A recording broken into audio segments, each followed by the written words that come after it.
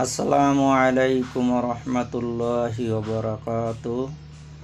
আমি মুসলমান, আমার ধর্ম ইসলাম, আল্লাহ তাআলার মনোনীত ধর্ম ইসলাম। আর ফিলিস্তিন হলো পবিত্র ভূমি। এই হাসরের বিচারের মাঠ হবে এই ফিলিস্তিন। ফিলিস্তিনের মুসলমানদের উপর এবং শিশুদের উপর ইসরায়েলি বর্বরতার হামলার তীব্র নিন্দা জানাচ্ছি।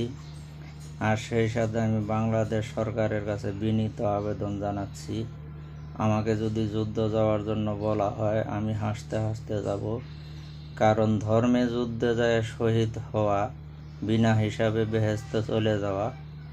তাই অতএব আমি যুদ্ধে যাওয়ার জন্য প্রস্তুত। বাংলাদেশ সরকারের কাছে বিনীতভাবে আবেদন, আমাকে যদি যুদ্ধ যেতে বলা হয় ফিলিস্তিনের পক্ষে, আমি হাসতে হাসতে যাব।